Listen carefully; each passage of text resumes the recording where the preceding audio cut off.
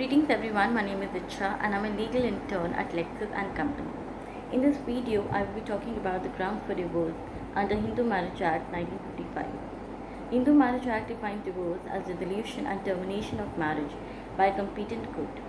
In other words, parties who are granted divorce will no longer be considered as husband and wife. Now, before jumping to the grounds for divorce, let's understand the three different theories of divorce.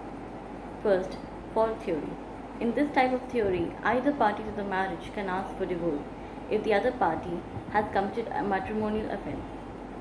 It is very important that there should be an innocent party.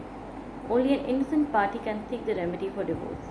If both the parties are at fault, no party will be provided remedy for the dissolution of marriage. Second, mutual consent. According to this theory, both the parties can mutually and willfully file for divorce in the court of law. Third, irretrievable breakdown theory. This type of theory believes that the marriage is totally broken and there is no possibility that it can be repaired. Therefore, it should be dissolved. Grounds of divorce. Article 13 of Hindu Marriage Act 1955 mentions various lawful grounds wherein an aggrieved husband or wife can file for a divorce petition in the court of law, and Article 13 Clause 2 of Hindu Marriage Act 1955 mentions grounds wherein only aggrieved wife can file a petition for divorce. First, adultery. The consensual sexual intercourse or voluntary extramarital affair between a married person and another married or unmarried person, not being the other spouse, is termed as offense of adultery. Adultery, being matrimonial offense, is considered as the most important ground for divorce.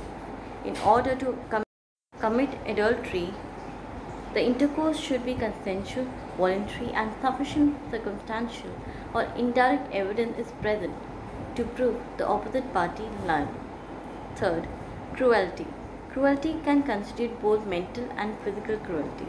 A spouse can file for divorce if he or she is subjected to any kind of physical or mental torture, that is, causing bodily injury or mental agony or pain to the aggrieved party. The conduct of the concerned party should be grave and substantial, and it must be much more serious than the ordinary wear and tear of daily life. Third, desertion.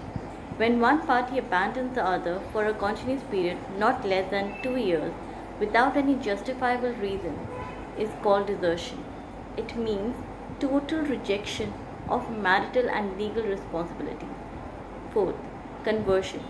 When one of the spouses ceases to be a Hindu by converting to another religion, the other spouse can seek the remedy of divorce on the ground of conversion. Fifth, insanity. Insanity as a ground for divorce, wherein one party to the marriage suffers from incurable mental disorder to the extent that the couple cannot be expected to stay together. Venereal disease. One of the spouses is suffering from serious disease that is easily communicable. A divorce can be filed by the other spouse. The sexually transmitted diseases like AIDS are accounted to be venereal disease. Renunciation. It means when one of the spouses decided to renunciate the world and walk on the path of the God, then the other spouse can approach the court and demand divorce. Presumption of death. Under this concept, a person is presumed to be dead if the spouse has not been heard of as being alive for at least 7 years, and the burden of proof for the same lies upon the party who has filed the divorce petition. Leprosy. Leprosy is an infectious disease of the skin, mucous membranes, nervous system, etc. This disease is transmitted from one person to another. Thus, it is granted as a remedy for divorce. Obligation of proving this is on the petitioner. Now, coming to section 13 clause 2 of Hindu Marriage Act, which gives the wife the sole right to file for divorce. The husband enters into a marriage with another woman before the solemnization of this act, whilst the first wife is still alive. Second, if the husband has, since the solemnization of the marriage, been guilty of rape, bestiality, or sodomy. Third, if the husband, in spite of an order of court, fails to pay maintenance and allowances to the wife. Fourth, in the event that the wife had entered into marriage while she was under the age of 15 and had renounced the marriage before the age of 18 years. Thank you.